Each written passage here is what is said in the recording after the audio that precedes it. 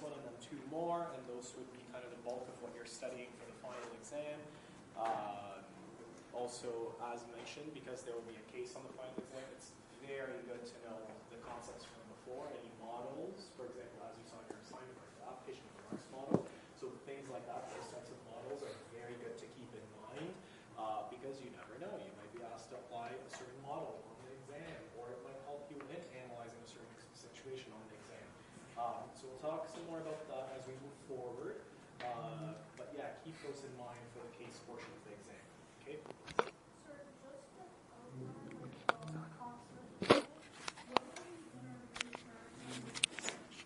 Oh, the assignments. Probably next week.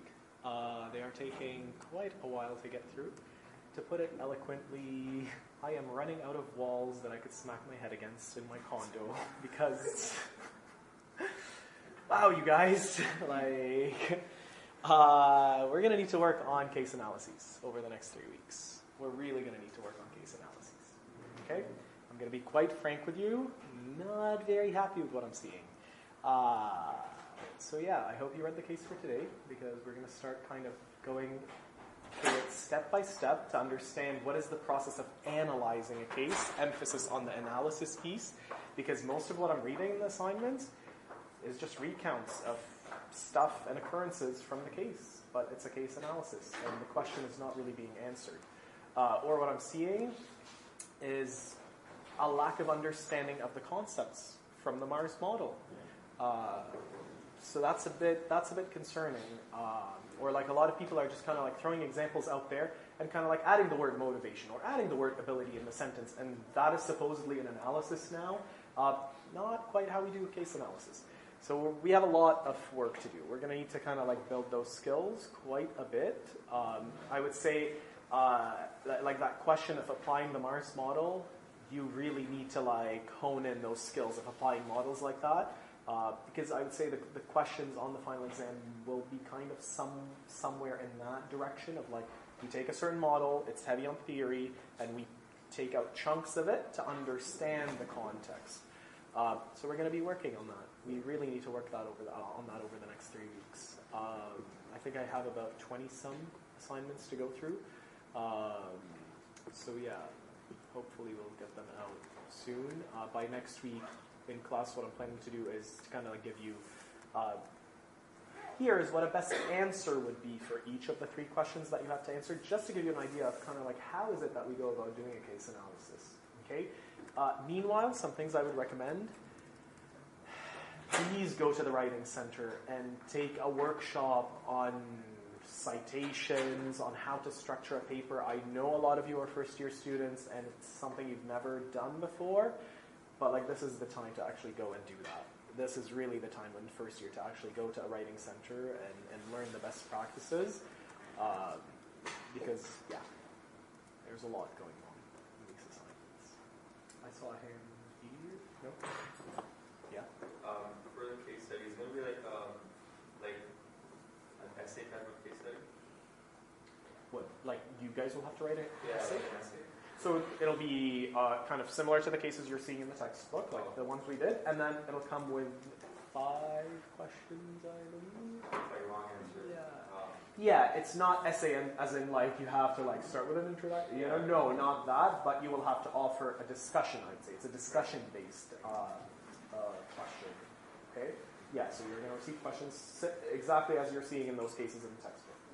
Use the Mars model to tell me this. Use this to tell me that.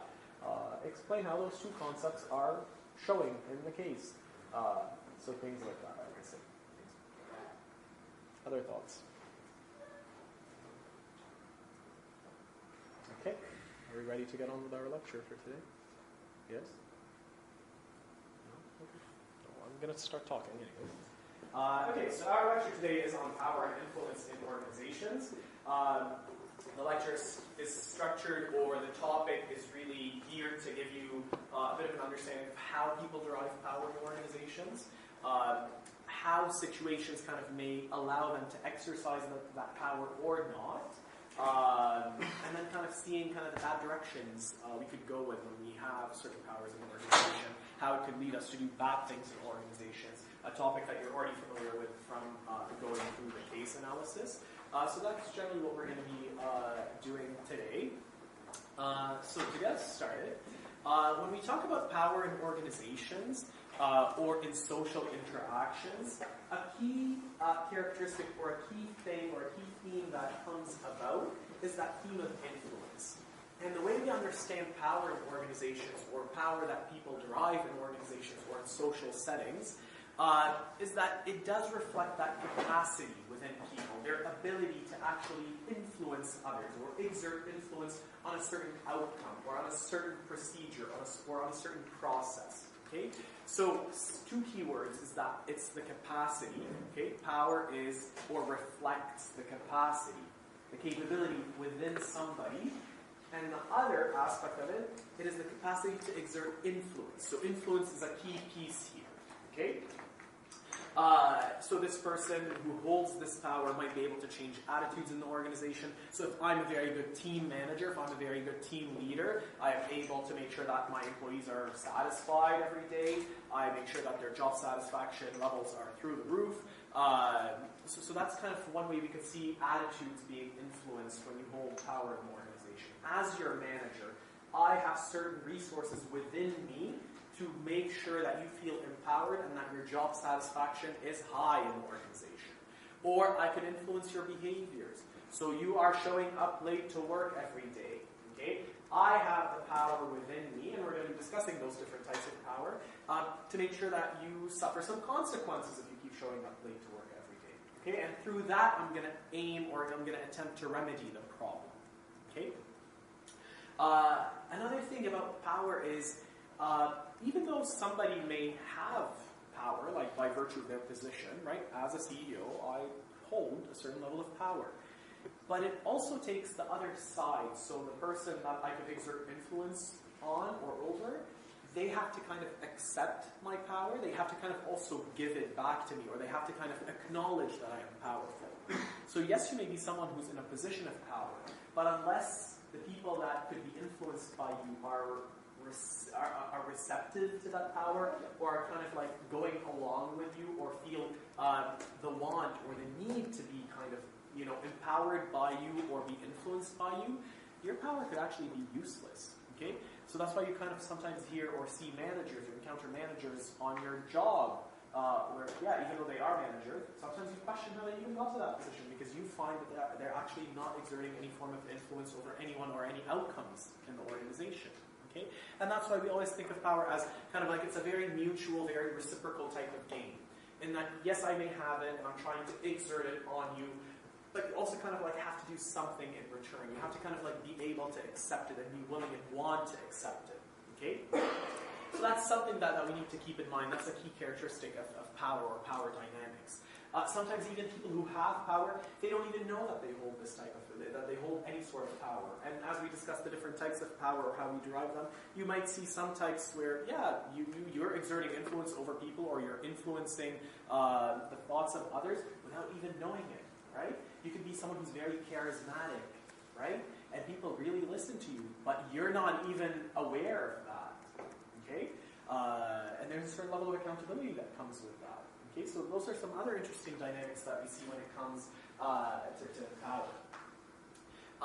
Usually another thing that we see, another key characteristic or theme that comes about with discussions of power or power dynamics is this idea of dependence. Okay? In that there is some form of dependence between the two parties. So, yes, I am the CEO, I am powerful, I could exert influence on you.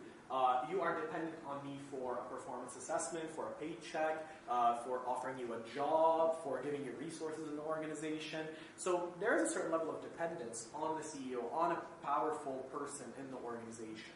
Or as your team lead, you are dependent on me to receive guidelines, to receive performance expectations, to receive a bonus in the end.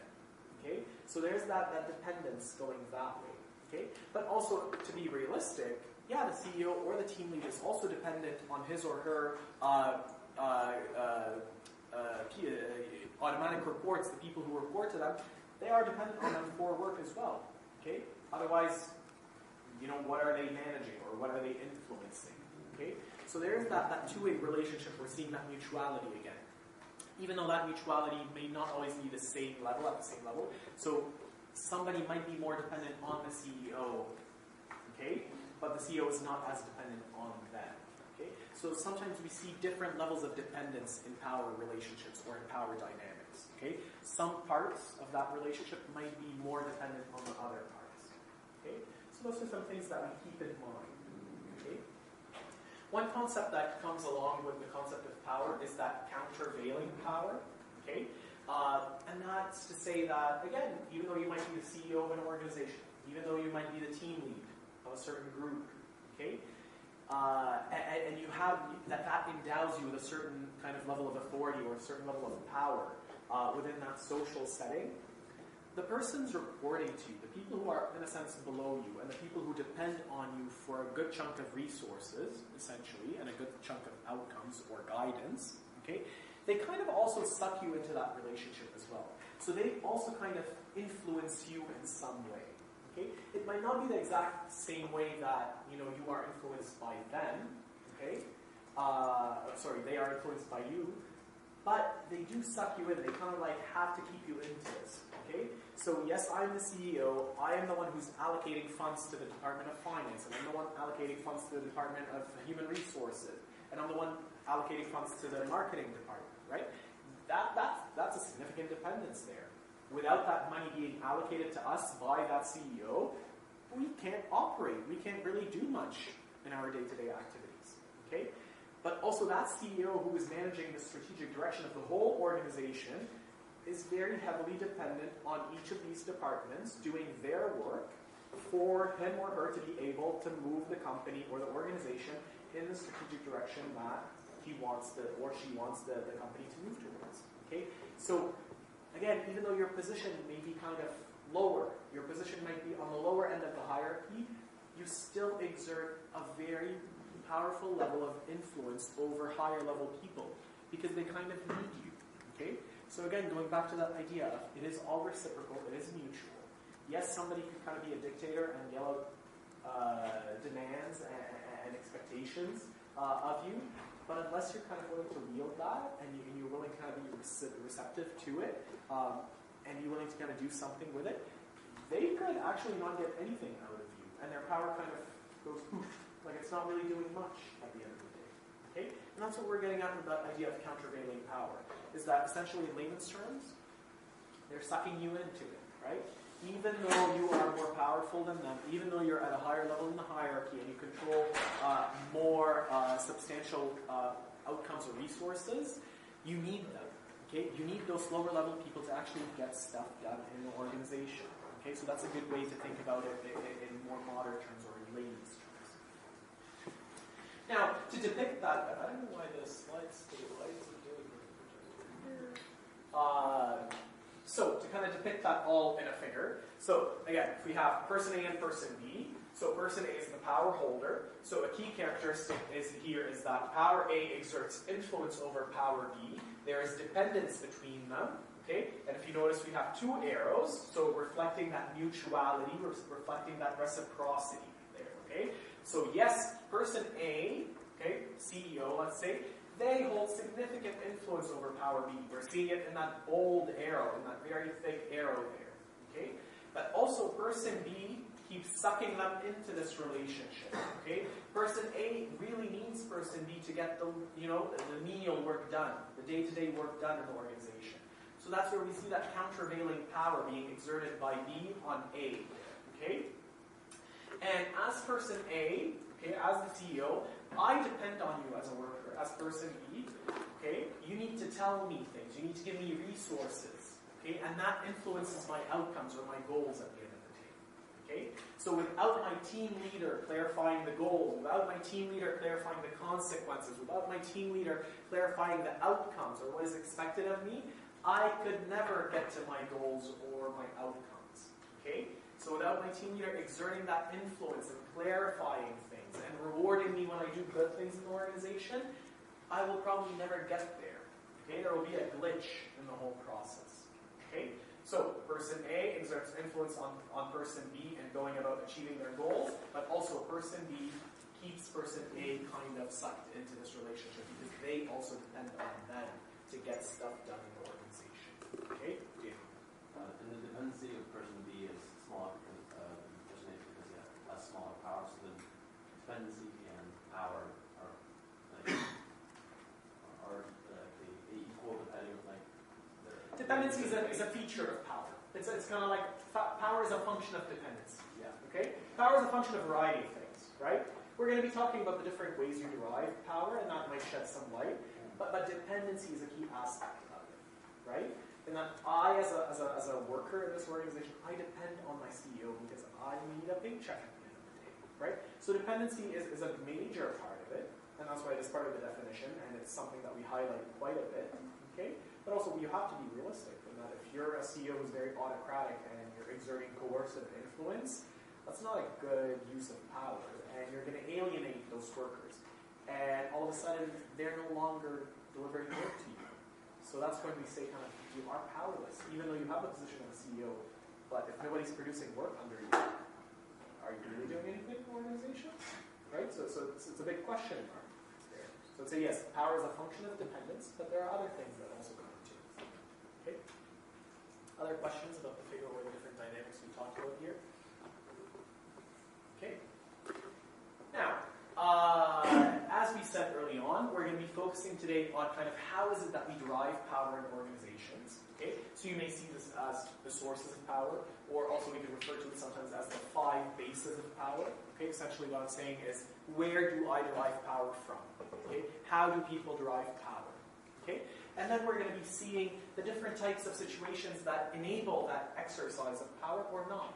Okay? Because as we said, even though you have power, you may not always be allowed or enabled to exercise it. And that's what we're going to be focusing on in the contingencies of power, is when am I able to exercise it in an optimal manner, and when is my power kind of trumped and it's not being allowed to be exercised. Okay, so that's our second portion of the lecture. Now, our 5 bases of power, or 5 sources of power, are legitimate power, reward power, coercive power, expert power, and referent. The main one that we see in general, like I would say the traditional one, is legitimate power. And legitimate power is that type of power that you derive or you receive from holding a certain position in the organization. Okay? So I am the team leader. I am the CEO. So regardless of who I am as a person, people go into this team or into this organization with a certain level of kind of, they take it, not take it, they come with a certain level of taken for grantedness, and that we go in and we don't question that. It's the norm. The CEO, has power over us. So it's by virtue of that position that you hold in the organization where you're deriving power. Okay? It's kind of like within your title. It's the title that is endowing you with that power. Okay? And that's when we say you have legitimate power. Okay? So that's what we were talking about right now, is that zone of indifference, in that people go into these organizations or go into these interactions not questioning them. Because I know I am going in to meet or work with the CEO. There are no 2 ways about it. I am getting strategic influence or a strategic direction from the CEO. Okay?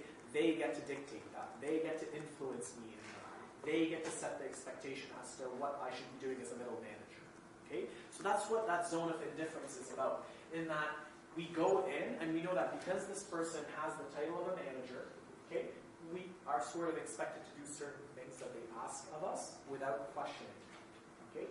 And that's a bit questionable in that sometimes, employees complain, lower level employees complain in that, well, this manager just has the title. We even don't know how they got that title because we feel that they're incompetent, right? Probably something you guys have dealt with, like especially if you work in customer service. Like, how in the world did this person get hired to be the manager of me, right? I've been working here longer and I know the processes much better than he or she does, right? But they do derive legitimate power from holding that position. It is within the title. You might argue that it is superficial, but that is part of what we're socialized in organizations or in society. We learn, or we are socialized to respect these positions and these titles, and we are socialized to accept influence from them without questioning them. Okay? You might argue that you may have seen that in the case on SNC leveling. Okay? And that a lot of employees kind of just took orders and did things because it is that executive that asked me to do it. Okay? So that is a good portrayal of how legitimate power could be exercised in a bad way, in a sense, right? Because you're doing something negative, you're doing something unethical, and you're not even questioning it, right? So, yes, on one hand, you don't have much to work with and you have to abide by it, but really, should you not question it, right? And those were key questions coming up in that case. Another thing with legitimate power is that, we kind of may have painted, like some people, again, they may think of it in a negative sense, and that, oh, well, just because they have the title, like that's what they're riding on, or that's what they're basing their power on. It doesn't have to be that way, okay? So yes, there is that zone of indifference, but there are also some kind of norms of reciprocity, and that sometimes, you might actually have a very good manager. So yes, they do occupy that title, and it does enable them to influence you in several ways, but also they might be influencing you in very constructive and positive ways. And you reciprocate that. You also give back to them, and you also do work in a diligent manner, or you are contributing more to the workplace. Okay? So we do see a norm of reciprocity, in that if that manager who has legitimate power, if that person who has legitimate power in the organization is actually using it for good, or exercising it in a very good way, then why not? Actually, you could reciprocate. Okay, it doesn't have to all be just, we take it for granted just because they have the title. It doesn't always have to be negative. There could be a positive spin to it, in essence. Okay, so legitimate power, we derive it from titles. We are socialized to accept it. Okay, those are key things here. Are we good on legitimate power? Any questions about legitimate power as a base? Okay. Now, our other sources of power, I really don't know why it's cutting off. Are you guys seeing them fine? The slides on your stuff? Yeah, it's just like probably just sitting it's on the this. projector, I don't want to risk it. Now, the other four sources of power or bases of power, we have reward power, and from the name of it, here what we're saying is that this person derives power or is in a position of power because they control resources, they control rewards. Okay, so as your manager, I get to decide as to whether you're receiving a bonus this quarter or not. Okay, so that's how I derive my power, is that I'm the one assessing you for a bonus. I'm the one assessing you for an increase in your paycheck. Okay, so that's kind of an example of how we see reward power. Another one is coercive power, and that's when somebody derives power or influence, or the ability to influence, from exerting punishment. Right? So here we're seeing something very negative, in that the only reason you are powerful or in a powerful position is because you're a dictator, perhaps. Okay? The only kind of strategic lever that you have over others in your organization is that you exert punishment, okay, or you administer punishment over them. Okay? So this is not a type of power or a source of power that we want to see being exercised, or we don't want to work for someone who exercises that type of power. Okay? You don't want to be dealing with somebody who is coercive in their approach and how they exert their influence over you. Okay? So when we hear of things like, because automatically we drift to kind of talking about dictators and autocratic behavior, but no, in the workplace, abusive supervision, that is a thing. When managers are very hurtful in how they may communicate feedback to employees, or they're very harsh and they embarrass them, perhaps, let's say, in front of customers, or they yell at them, right? That's abusive supervision. That is a thing that we study. So you could argue that coercive power does happen in kind of day-to-day interactions as well. It's not out of the norm, Shannon. So what would you say micromanaging would play out there? Or is that just sort of like all I wouldn't say it's coercive, because micromanaging is just honestly, it's kind of like you're just dealing with somebody who's annoying and wants to make on everything. It's not that they can't get abusive, right? Some people really it starts with micromanaging, and then they're when they see that you're not responding to it, because a lot of people don't respond to micromanaging very well, and you wouldn't want people who just kind of want to be micromanaged in your organization, because that's not good. You're not building good qualities or skills in them.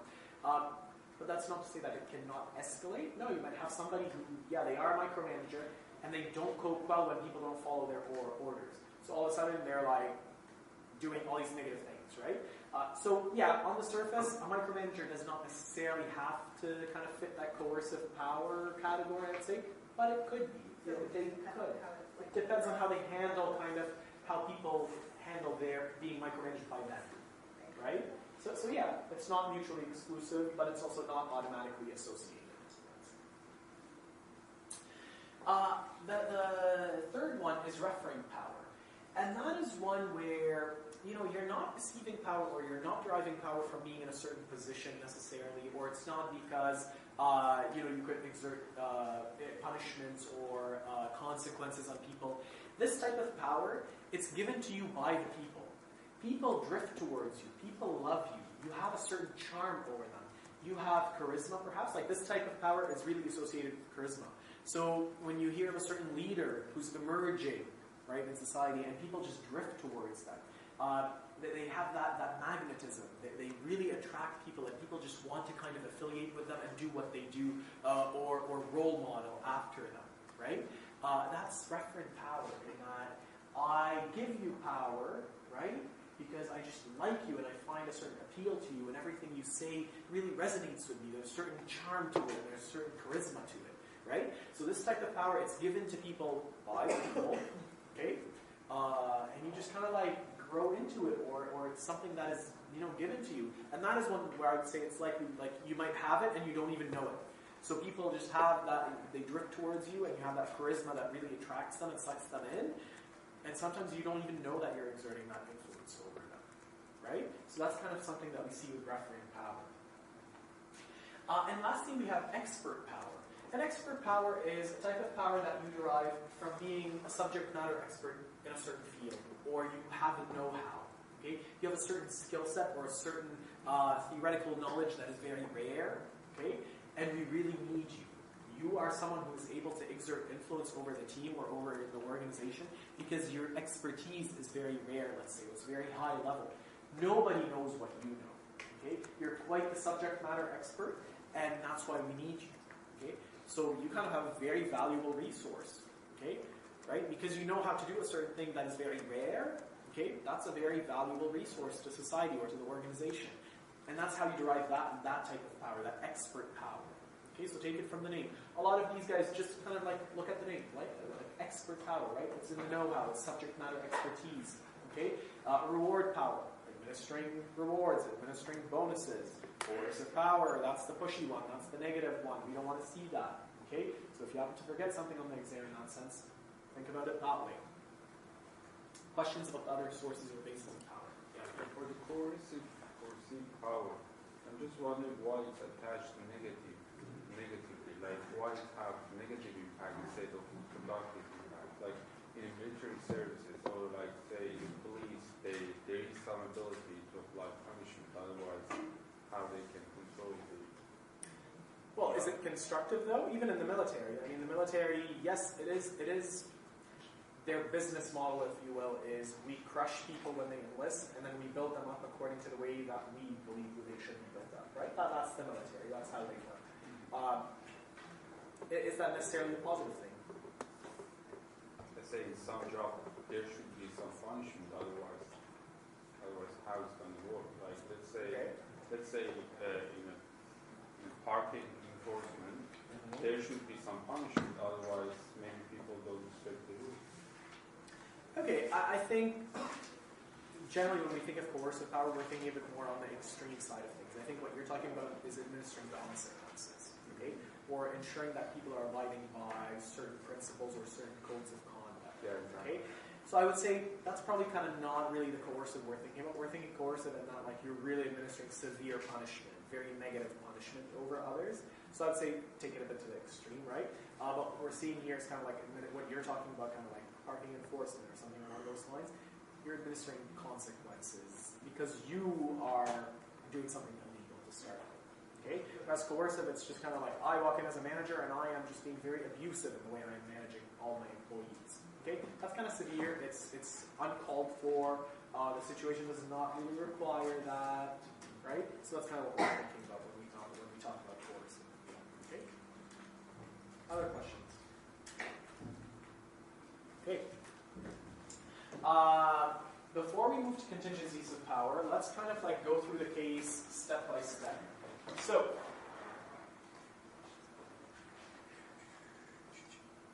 who hasn't run the case? Like honestly, just like raise your hands just to know how much time I should allocate to like putting the case up. take 2 minutes to read. Can you see it? Is it better now for everyone? No?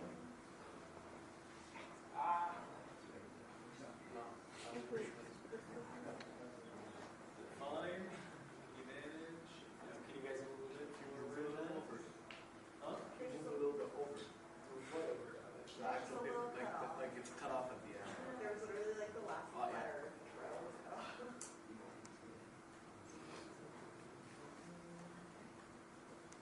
I don't have a.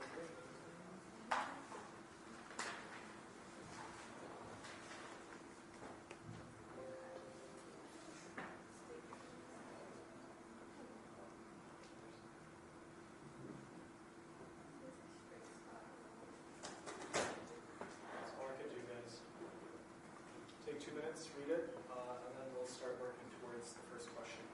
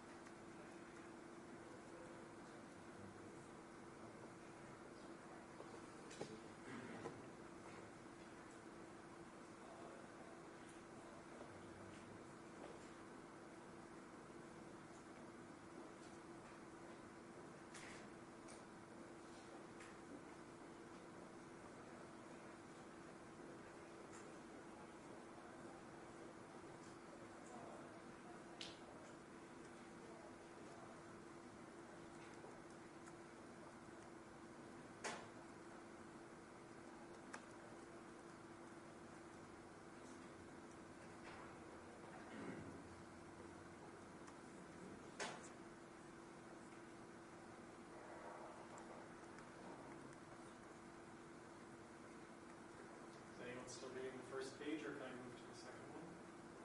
Yeah. Just one last paragraph.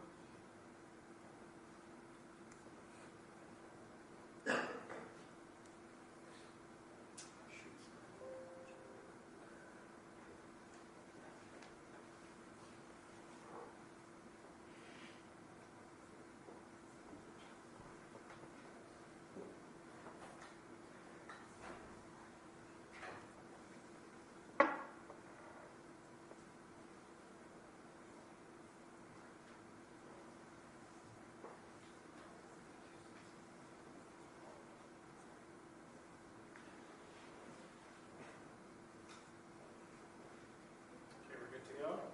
Yeah? Okay. So, the first question, question 1, the first part of it is asking what sources of power existed among the executives and departments at Rizomas, or whatever it's called. So, let's go about it this way. So, we'll start with sources of power, and then we'll move on to the next part of the question as we move forward. So, if somebody could actually tell me, kind of give us a recap of who those people are in the organization. So, who is Choi, who is Hunt, who is Bon, and who is Doc? Thoughts? So Troy is the new manager for the engineering department. Hunt is the CEO of the company. Doc is the beloved resourcer, and Blank, I don't remember him. She was the director of production, right? So she was also kind of higher up, but dealing kind of with production. Okay. So thoughts on what sources of power, what bases of power these people have in the organization. So what I want you to do is give me the definition of the source of power that you think they have. Okay. Give me an example or 2 examples for why you think they have that base of power. They might even have multiple bases of power. It doesn't have to be one. Okay. So let's get going. Let's start with Choi. So Choi is that new guy who's recently hired, and he's now taking the lead. Okay, so let's start with Choi. What base of power does Choi have in this organization?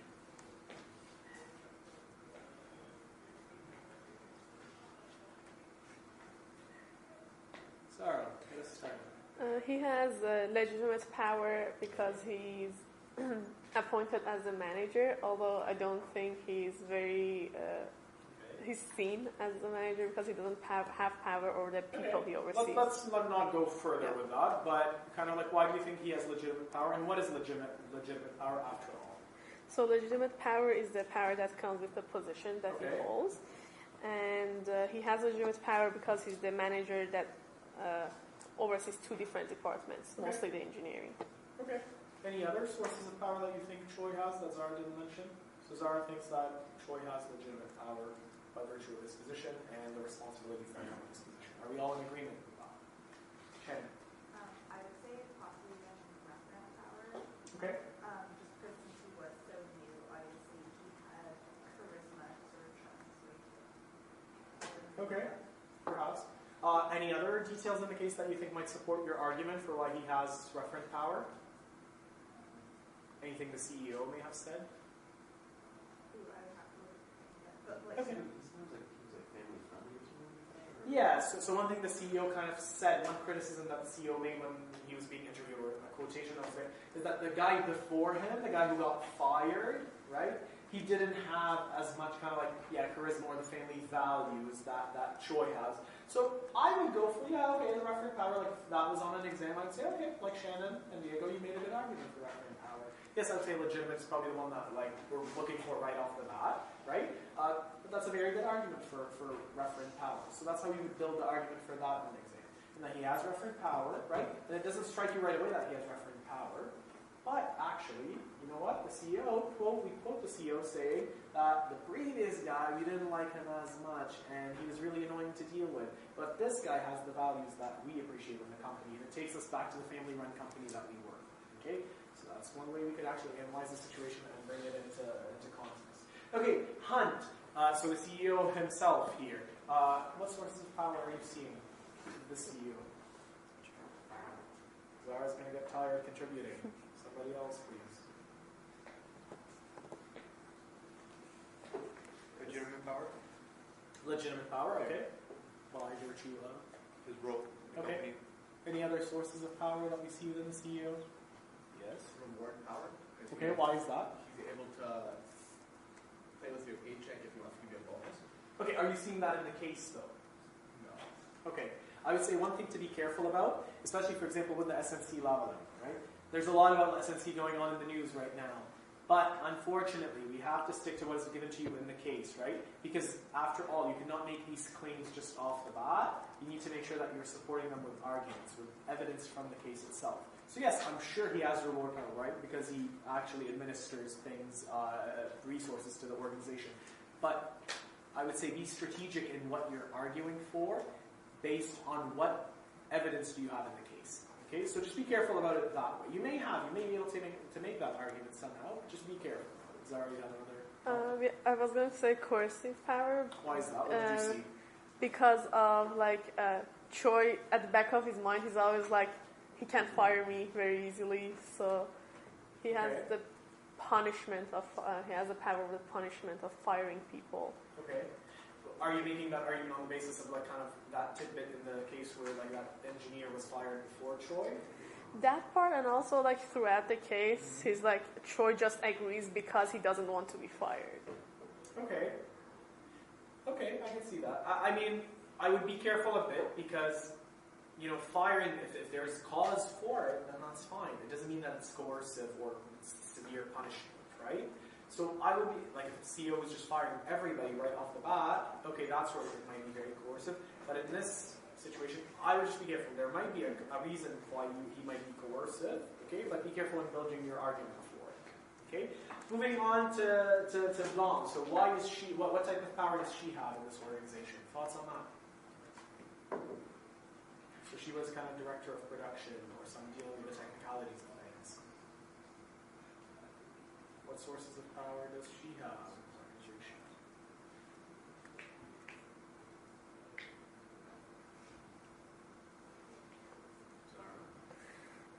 She has legitimate power by the virtue of her position, and she's also very bureaucratic. Okay, so what does so that's in support of legitimate. Okay. Other stuff that she might have, other bases?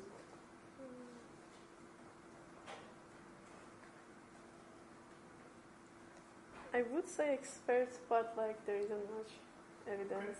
Okay, that's fine. And moving on to the last person, so dog. That should be easy. Sorry. Oh, sorry, let's go to Expertise power. okay, yeah, expert power, some evidence from the case.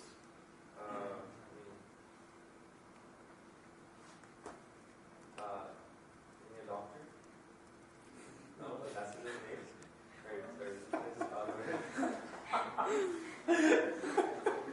Good one. Kind of has reference power. Absolutely. Some evidence from the case for that. Hans kind of commented that he's like a living genius. He's right, beloved guy who gets excited about ideas. In support of the expert power, I would say, like, yeah, they talk about kind of like the quality of his ideas and how he always comes up with new stuff. Even though they did talk about kind of like a lot of it is not necessarily feasible or they can't do it all, but he seems to be someone who's always coming up with new stuff. So I would say that could go towards giving evidence of that. Okay, not in that his name is close to doctor. Okay, moving on with our lecture.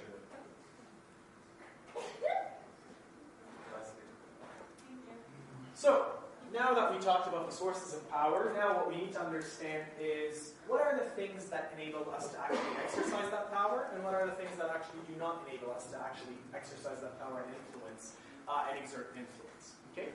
So that's what we call the contingencies of power. Okay? Basically we're saying here, what is my power dependent on to be exercised or not? Okay? And we have 4 of these. We have substitutability, we have centrality, we have discretion, and we have visibility. Okay? So, when we talk about substitutability here, okay, essentially, if you are replaceable, if I could find somebody else to do what you're doing, or to give me the resources that you have, that does reduce your power, okay? But again, if you're somebody who's very specialized in a certain skill set, if you have that niche expertise that nobody else has, you have that experience that is very high level and nobody else has it, okay? That's what makes you irreplaceable in a sense. Okay? So that's what we're talking about here, is that are you replaceable or are you not replaceable? If you're replaceable, your power is going to go lower. Okay? Something is kind of putting pressure on it. Something is trumping it a bit. Okay?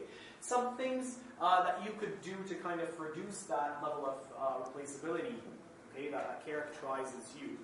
You might have a monopoly over the resource.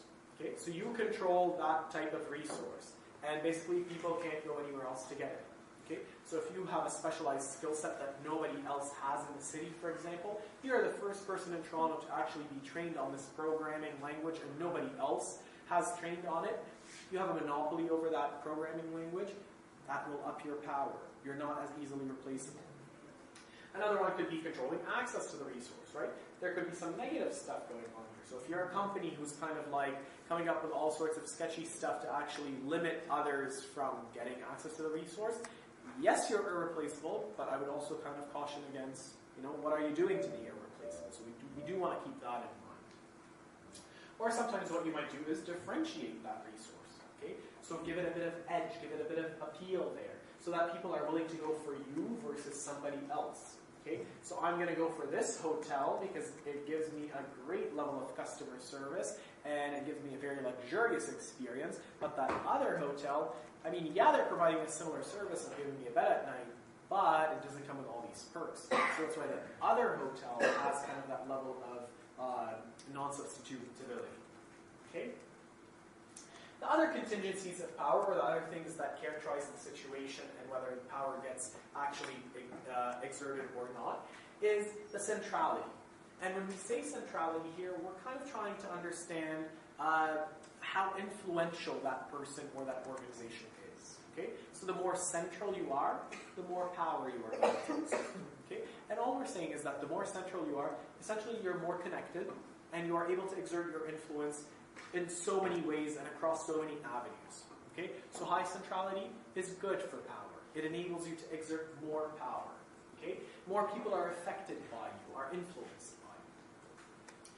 Similarly, when you're visible, okay? When you're somebody whom people know of, they know of your skill set, they know of the resources that you have, that also gives you greater power. Okay? We know that you're the expert in this subject. Okay? So we automatically go to you, we automatically think of you. Okay? That enables you to derive greater levels of power. And finally, we have discretion. Okay? So when you have a lot of autonomy, when you have a lot of leeway, when you have a lot of control over the situation, okay, that improves your ability to exert your power. But if you're bound by so many restrictions, by so many regulations, by so many laws, okay, that will reduce your power. Okay? Airbnb, for example, when they first came out, it was a free-for-all. They were everywhere. And then governments and municipalities started picking up on, no, we need to actually regulate this. We need to actually kind of put some standards in place. And that reduces their power a bit because they have to abide by so many things. Okay? So that is an example of how we kind of see a level of discretion or autonomy giving people more power versus trumping. Okay? So those are kind of the situations that we see or that we think of, or the dependencies and characteristics of the situations that could either amplify your power or exert pressure on. Okay? Questions on the contingencies of power? Okay. Now, let's actually go back to the case and make sure we analyze that piece of it. So that second piece of the first question was,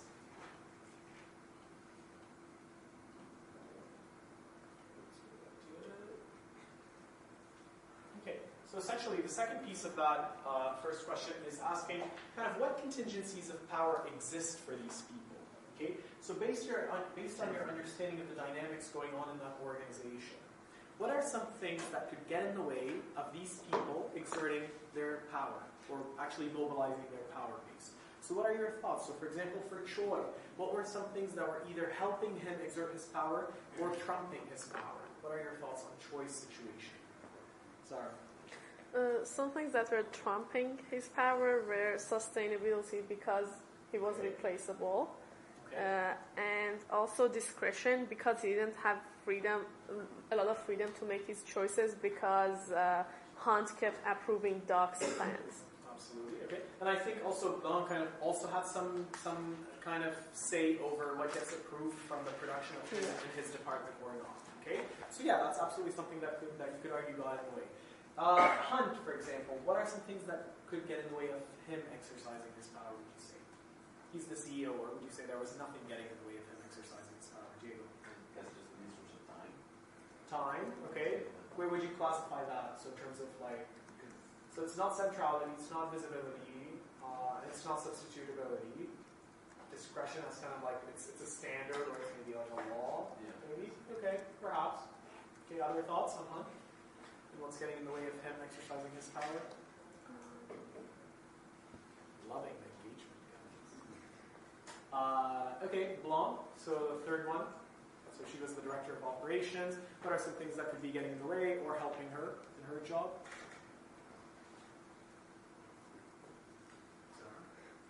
I think she has the visibility because she's known as the bureaucrat, so everyone kind of has to follow him. That's a good argument. Follow her, Okay. yeah. Okay. Any other things?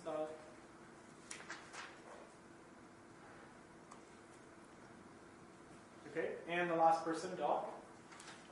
So he's the one that everybody loves. He's the genius. He comes up with all the ideas. Any thoughts on kind of what things could help him or hinder him?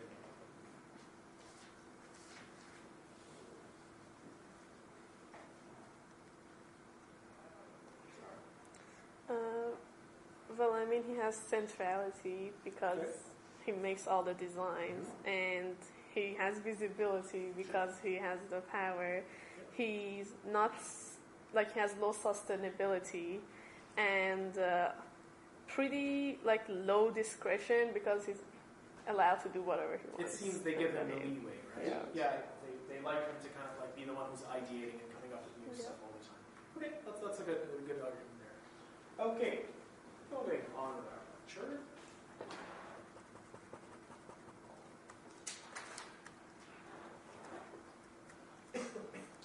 Okay, so one thing that we also study, or one context that we focus on when we're trying to understand power dynamics in organizations or interactions, and what allows them to manifest, or what allows them to kind of like, what allows you to kind of exert your power or not, and how people receive it or not. We study all of that within social networks. We study kind of like the different combinations or the different assortments and arrangements within which people interact with each other. Okay? And oftentimes one key concept that we focus on is this concept of social capital, in that people, when they exist in a social network, when they're connected to each other in some way, the resources that they exchange and they share with each other, the knowledge, okay, that they exchange, the know-how that they exchange, the level of affiliation, so kind of establishing a good level of rapport, being collegial to each other, okay, all of that is social capital. It's building good rapport with it, within the people who are engaging in the social network, okay, and that becomes the currency within that social network. It's something that those people rely on to actually keep things moving and to actually derive some power, you could argue. Okay? The concept of centrality comes into play here again. So we already saw centrality as one of the key contingencies, and we see it as a key feature of social networks.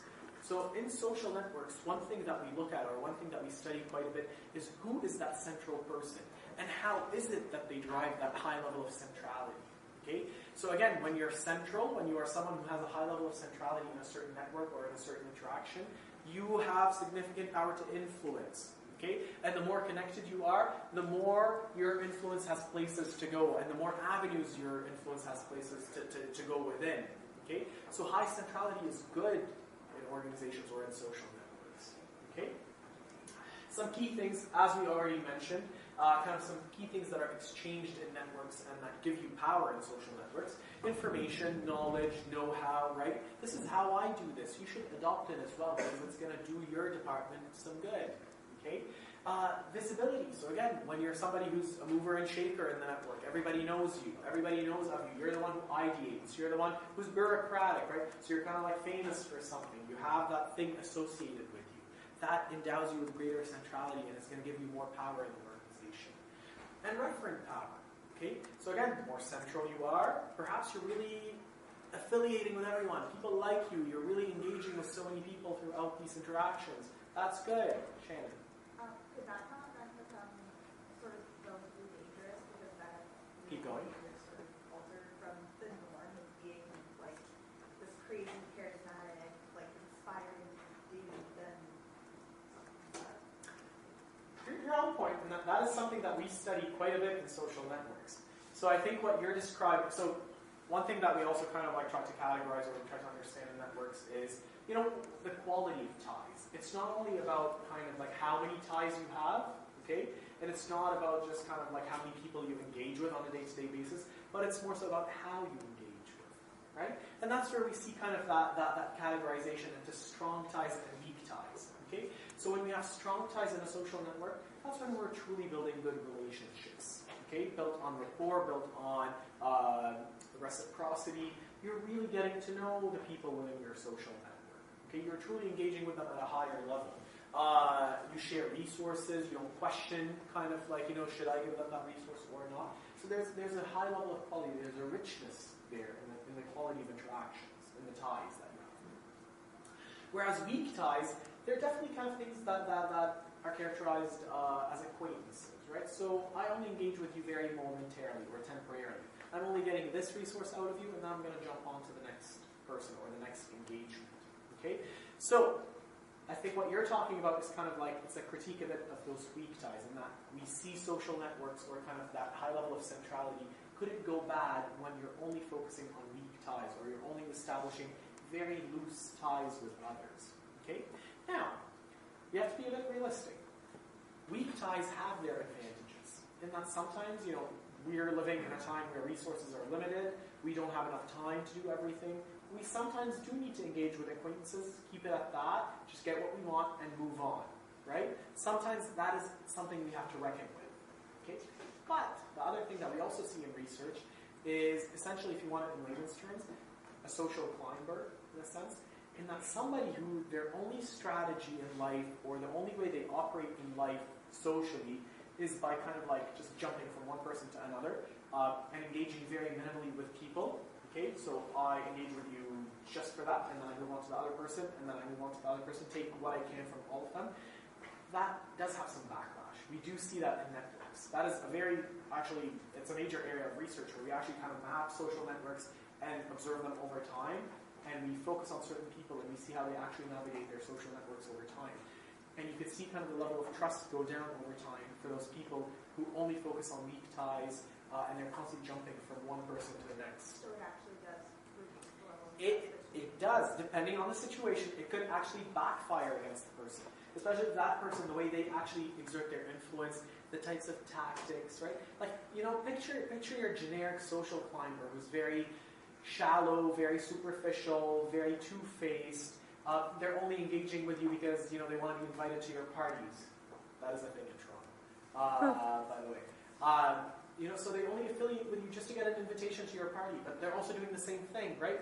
Or you hear about kind of those people who they'll make plans with you for a Friday night, but the moment a better plan comes up, they're going to ditch you and they're going to go on to the next person because they want to kind of affiliate with that social network now. So that's what we're talking about, is that, your weak ties, even though it's kind of very efficient in a sense, and that you're just moving on from one to the next, it's quantity over quality, they could backfire. Sorry, so you'd say the weak tie was more so convenience-based? Definitely. Yeah, absolutely. Convenience is definitely a key feature of weak ties, but sometimes you do need that, and other times that may backfire, is what I would say. Okay, so we do have both documented in research, in that sometimes weak ties are efficient. They are good because you don't really need that full-fledged engagement with someone to get a certain resource, right? You might just need it to get going on your project, and that's it. But sometimes that could backfire. Okay, so that's one thing that we do need to keep in mind. Okay. Okay.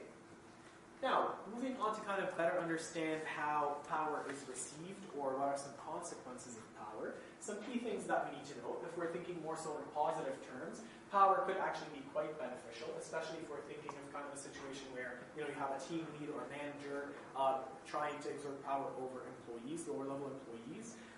Power could be very good when you're empowering others. So you're not just kind of dominating people, or you're not just kind of barking out orders, but more so what we talk about, or what we think of when we talk about empowerment, is you're truly giving people the agency, okay, or you're facilitating, okay, their ability to make decisions themselves.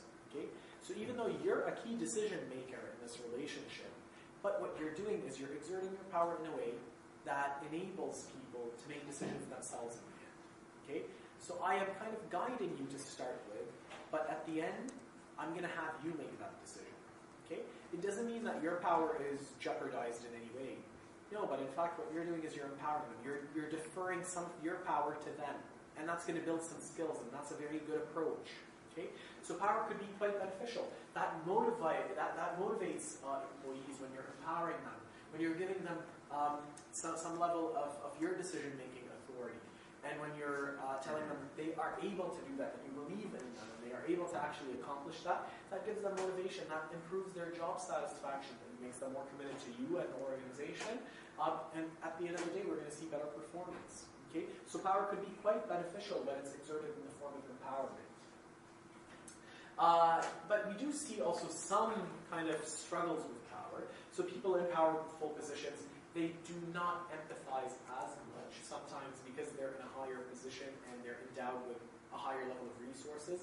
They may not be as easily able to kind of understand the struggle of others, okay, or what others are going through. So you may see kind of limited empathy there. Their perceptions, or how they go about perceiving situations and people, they might be kind of short-circuited. So that's why we're saying how they tend to stereotype more. Again, they have more resources. They have more of their needs met.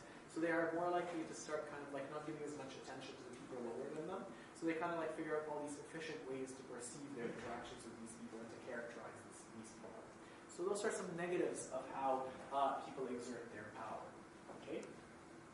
But again, keep in mind, you could actually motivate and empower people quite a bit, but you have to kind of navigate it. It's all about how you navigate that interaction, how you defer some of your power to them, and how you give them and enable them to exercise some level of decision-making authority. Yeah. Because this is for the individual that has the power. Okay. But the person that enabling you to have that power could use stereotypes in mind, but can they be categorized to those people as well, those individuals? So somebody who's a lower level employee Yeah. could... No, absolutely. Absolutely, for sure. Here, what we're saying though is like when somebody is in a position of power, they tend to lose sight of some things. Okay, and they tend to kind of short circuit the process. So they tend to relate to people less, and they tend to kind of like just jump to conclusions, right? They're so limited in time, they don't have much time to give people, so they're just kind of like jumping to conclusions in a sense, is what we're saying. Okay. Now, one way or one avenue through which people actually exert their power or exercise their power is through influence, that concept of influence. And here, kind of, we talked about this a bit earlier on, but influence really is associated with that piece surrounding attitudes and behaviors. So when somebody in a position of power is changing your attitudes and behaviors, that's when we say influence has taken shape or they have influenced you. Okay, we have to reckon with it. Okay, exerting influence in organizations is something that we have to reckon with. We're always negotiating in organizations to get more resources, so we do need to exert influence to get those resources. We're trying to get people to do certain work that we want them to do. So it is part of kind of daily life and part of social interactions and part of negotiation dynamics within individuals. So it is a force to be reckoned with, and there's a certain art to influencing people. And there are several types of tactics, influence tactics, that you can exercise, okay, in your position of power. And we're going to see kind of two main categories for it, but some different types of influence that we see being exercised in organizations. So you might actually exert your influence through assertiveness. So that's, again, when you're laying down the law in a sense. You're administering consequences. You are being assertive in that if you are not meeting this standard, I could influence the outcomes that you get. I could influence how your performance assessment is going to go. Okay? So that's where we're seeing kind of that type of influence being administered. Okay? We could have somebody who's a bit more passive in how they exert their influence, and that's what we title silent authority. So that might be a manager who kind of like has faith in that their employees will know what's expected of them, and they will do it. You don't always kind of like maybe micromanage, or you're not always kind of administering consequences and rewards, but more so, you started your job, I gave you what's expected of you, and now I'm going to let you work on it, and I manage you from far away in a sense, right? So that's all you do. You rely on setting the bar and setting the rules, the procedures, or the expectations, and you just let it go. Okay, so that's kind of like more on the passive side of exerting that influence. Another type of influence could be kind of within the information that you control. So you could be quite an influential figure or person in an interaction based on the type of information that you have that could either make the situation better or worse. So that is a pivotal kind of resource here. Another type of influence could be in, the different people that you affiliate with, or the coalitions that you form. So are you someone who is able to kind of navigate different groups, and are you able to bring certain groups together? And is that kind of a key characteristic of who you are and how you exert your influence in organizations? Are you a mover and shaker in the organization? And that you have good alliances there and good alliances there, so you use that to your advantage, or you use that to the organization's advantage. So you can see that as a potential resource. Another type of influence is when you're trying to kind of, we call it upward appeal, and that's kind of like, do you have good currency with like the higher ups in the organization? Are you able to appeal to the CEO? Are you able to kind of get your ideas communicated to the higher people in the organizations so that they get implemented, right? A lot of people in organizations, they don't have that visibility, right? They don't have those connections with the higher level people, with the executives in the organization. And that may actually not enable them to kind of get their ideas communicated or get their ideas implemented. So that is a form of influence. When you are able to actually get heard from people up top, okay, that upward appeal, right? You are somebody who's getting their attention, you're getting the CEO's attention, that is a form of influence in itself. Another basic or common one is kind of influence through persuasion. So you might be someone who's charismatic, you might be someone who is quite influential in the way you craft your messaging, right? So there are certain things that are quite appealing in what you're selling and how you're bringing about certain ideas. So that's another kind of currency or form of influence. Other types could be, and that could be kind of something that is more on the negative side, but impression management. Okay, so you could actually kind of be quite strategic in how you portray yourself in different interactions. Okay, you're always managing how you're appearing to others that you're engaging with. Okay, and that could be a tactic that you're employing. Again, you're doing it in a very strategic manner, You are showing yourself under a certain light with that person, but under another light with another person. Okay, so that is kind of a strategic way where we see influence being exerted. Some key things that we see are ingratiation. So when you're seeing somebody being like very nice to you, they're giving you compliments, they're ingratiating. Okay, that is a tactic. It's not really harmful. It's a soft tactic. We call it a soft tactic, but it does exert some level of influence. Some people are quite receptive to that. Okay. You might also exert influence through exchange. So that's kind of like, I do this for you, you do that for me, right? That could be thought of as an influential tactic for some people, depending on the situation that they're in. Now, in terms of understanding how powerful influence is or how beneficial it is, we think about it in three categories, okay?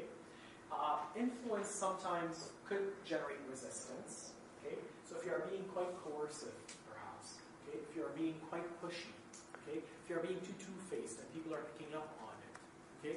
They're not going to buy your influence anymore. In fact, they might get to a point where they resist you, okay? They don't want to kind of interact with you anymore. So your influence is rendered useless at that point, okay? So if you're using very hard tactics, if you're being a very pushy person, if you're using influence in a very bad manner, okay, that's where there's the threat of resistance from others, okay? Another one that's kind of midway, you might kind of generate compliance, okay? So if you're just kind of a decent manager who lays down the law and says, this is what I'm expecting of you, do it, and period, right? So kind of like that silent authority. So if you're someone who just kind of tells people what you expect of them, but you're not somebody who like really affiliates with people, you're not someone who's building a good level of rapport with your employees, all you're going to get is compliance. Your employees are going to do what you're asking them to do, and that's it. Okay? So you get compliance from that. But really where we see kind of like a whole other level, we see something very good and something that we really want to encourage in organizations. We want to see that commitment. So when you have like a manager who not only kind of just sets the standards, but they also affiliate with you. They have that charisma. They're someone who ideates. They're someone who motivates you. They're somebody who empowers you. Okay? They're using their influence in a whole different way. They're using it at a very high level. And it's very inspirational in a sense. Okay? That generates commitment. Okay? And that's what we want to see in organizations. We want to see actually people who hold power, positions of power, and hold significant influence over others, using it in a way that generates commitment. Not just compliance. Compliance is good, but sometimes when the organization needs to innovate, let's say, or do new things and shake things up a bit, you might kind of be requiring somebody who could generate that level of commitment. If we're proposing new ideas in the organization, we're championing new ideas and new projects and significant changes, okay? You're really going to want to appeal to those individuals that report to you, and you're going to want to foster their commitment, okay? You don't want them to just come to work from 9 to 5 and do the basic things that they do. You want them to kind of like be putting in that extra effort as well, okay? So those are some things, or some categories of consequences when it comes to influence. Questions about influence and how those categories or those consequences come about. Okay, as I mentioned before, kind of, influence could be categorized in terms of hard and soft tactics. So, again, soft tactics could be things like persuasion, impression management, and exchange. Whereas hard tactics that you rely on to exert your influence, they could be things in terms of like coalition formation. So if you're somebody who's like forming alliances here and there, it is something that's kind of like higher level. It's something that's more strategic, something more tactical. So that's why we label it as a hard tactic. Or exerting assertiveness or controlling resources and information. We see that as a hard tactic. Some things that we need to note is that, hard tactics and soft tactics, they're not necessarily innately bad or innately good. Okay? It depends on the situation. Some situations call for hard tactics. Okay? Like if it's a very tough negotiation. Okay? Labor union relations, right? Nurses versus the hospital. Sometimes it gets to a point where they're really battling it out and it's getting really tough and they need to kind of finalize this contract. Sometimes hard tactics are needed to get things moving. Okay? So sometimes they are necessary evil. Even though, you don't want to rely on assertiveness necessarily, but sometimes it is necessary to get the ball rolling. Okay? And other times, if you're just starting to establish a relationship with another party, you may want to opt for some softer tactics. because you don't want to jeopardize that relationship. Okay, so both tactics could actually work, but it's more so about the type of situation that you're going into. Okay, and also it does depend on your characteristics. So are you someone who holds a higher level of power, or are you someone who doesn't really have a high position? Okay, so if you have a lower position, okay, or if you're low on power, your ability to exercise hard tactics is probably limited. Okay. Another one could be kind of in terms of cultural values or expectations, morals perhaps, right? So those also factor into play here. Okay. So sometimes certain cultures may not kind of look positively upon certain hard tactics. Okay. They may view it that it violates reciprocity norms or norms of exchange between people. Okay. So lots of dependencies, lots of things we're going to take into account. Key thing to note is that they're not innately bad or good. It depends on a variety of things. And as we start wrapping up, one final topic that we need to address in the context of power and influence in organization is the concept of organizational politics. And organizational politics, or we say that politics are taking place, or a certain organization is political, or this person is very political. You may hear that about coworkers saying about each other. It's that, I don't want to work with that person, they're very political in the organization. What we're referring to there is, when we say you're political in the organization, is that you're somebody who tries to exert their influence to get their way. So you're exerting your influence to get things positively done for yourself and not necessarily for your organization. You don't really care about the well-being of your coworkers or your organization. What you care about is you benefiting yourselves. You're doing things and you're exerting your influence in a way that benefits you as a person. And you're not really concerned with others. And that's when we say somebody is kind of being political, or they're exercising organizational politics. And there are some organizations that are quite political in general, because that's how everybody in this organization is behaving. Everybody puts themselves first, and they don't care about everybody else in the organization. And that's a highly political environment. Okay? When we have a highly political environment, or when we have employees interacting with others who are quite political, that takes a toll on job satisfaction, so people don't really like to work in settings like that. Okay? It taints the setting a bit for them. They tend to be less committed, and they tend to be less likely to show organizational citizenship behaviors, right? And finally, it could actually affect the actual work that they're doing. Okay? So not just job performance in general, but specifically the actual task that they're doing. Okay? Some things that we could do to mitigate organizational politics, or make sure that people don't practice as much politics as they are, you need to make sure that the resource allocation is done in a very just manner, right? So if all the departments in the organization feel that they're getting their fair share of resources, and the procedure that determines what level of resources they're getting is fair as well, then they're going to be less incentivized to have to feel like they need to be tactical and strategic and political in the organization. So how that process is controlled, it is a tough one. It does bear significant influence on the level of politics being exercised in the organization. Okay.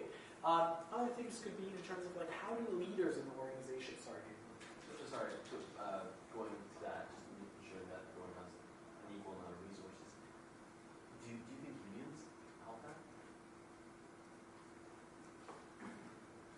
So do you think it enables people to be more? Generally, I would say no. I don't think necessarily like having a union is necessarily going to make sure that you're getting your fair share of resources, because also when you get into it really, and when you really get into the details of how union reps work, union reps in organizations also really exercise a great deal of politics. To the extent where sometimes, even though you might be represented by a union, and you think that you have somebody vouching for you, and you go to the rep and you ask them to vouch for you and represent you, a lot of the times they don't do much because they're in on it with the organization, like with your employer. So they exercise politics as well. I wouldn't automatically assume just because they're there to represent you, you're always getting your fair share from them, or they're really vouching for you. They do exercise politics as well. Okay. So in terms of kind of leadership, or the things that the leadership does and how they role model good behaviors that we want to see encouraged in the organization, that could be a way where we minimize organizational politics. And then lastly, that's something that pertains a bit to recruitment and selection. Okay, people who have high levels of Machiavellianism, Okay, so personality trait, Machiavellianism. When I say you're a Machiavellian, it means you like to control the situation. You want to exert as much influence as possible. You like to control what information is put out there and what information you retain. You're very cautious about how you portray yourself in the organization. Okay, so there's a lot of tactics and there's a lot of charm being exerted by people who are Machiavellian. So you might argue that, okay, we might want to start screening for that in organizations. Okay, so do we want people who are less Machiavellian in organizations? Okay, and kind of the jury is still out on that. We don't know if it's actually something that would generate a lot of change or it could be not that response. How would you screen that? So we do have tests, similar to, did I do the personality assessment with you guys? Yeah. Yeah, I sent it out. So the big five, which is what we studied earlier on this semester, that's generally the main screener of personality that we consider in organizations. But we have now more research being allocated to understanding dark personality. And dark personality spans Machiavellianism, psychopathy, and narcissism. Okay? And there are tests for all three, and there are tests, like, there's a 27-item test that tests you for all three. You could use that. The jury is still a bit out as to kind of like, does this offer us anything new? Is this something substantial that we need to engage in more research in? So yeah, it's a bit of a question mark still. There's even some criticism surrounding, when you test people for dark personality, are you discriminating against them because there's kind of an affiliation with mental illness, like especially when it comes to narcissism and psychopathy. Those are mental disorders as well. They're not only personality traits, but they're also mental disorders. Machiavellianism is not. Machiavellianism is simply a personality trait, but that is a criticism out there. I had a fight with somebody at a barbecue this summer, because that is my research area, and he accused me of kind of discriminating against people for mental illness, even though they're very different things. Invite me to all your social events, guys. I'm like, they're life of the party. So yeah, that's why it is a question mark. And then do we screen for it, right? Machiavellianism also has benefits. There's kind of like a trifecta. When you're physically attractive, when you have high levels of Machiavellianism, and when you have high levels of cognitive ability, that's like the trifecta that you want to achieve, because it enables you to gain leadership positions and it generates positive outcomes for yourselves. So Machiavellianism is not always bad. Also, it's not always kind of like extreme. Like, people aren't always like, trying to kind of like gain power and dominate the situation. Machiavellians are people who just know also how to kind of like portray themselves, and they're very strategic about what sides of their personality or what facets of themselves they exhibit and what sides they kind of like rein in. So they're very like cautious people who are always kind of like calculating, always thinking about all of that. I have very high levels of Machiavellianism myself. There's a test I can actually give you guys if you want. Just Google SD3 free assessment or something, and you can get the 27-item scale, and it'll give you your percentage on each of these three. Yeah. Questions? Oh yeah. Not for this part, maybe that one. So for the part for consequences of power near the end, I don't know if you talked about it. Yep, like right at the bottom, it says when an individual has power over others, it produces sense of duty and mindfulness of other actions and engages in less stereotypes. Isn't that kind of the opposite of what we said? So here we're saying, essentially, they are likely to stereotype and do all these kind of negative things, but ideally what we're pushing for is for them to be more mindful, right? So we want to aim for that. So we want to make sure that people in positions of power are kind of focusing on doing more things like empowerment and not necessarily kind of just abusing their power. Okay? Other questions? Okay. That's it for today. Thank you for reading the case. Engagement. Please make sure that you read the case for this week, because otherwise we're not going to really get any process done.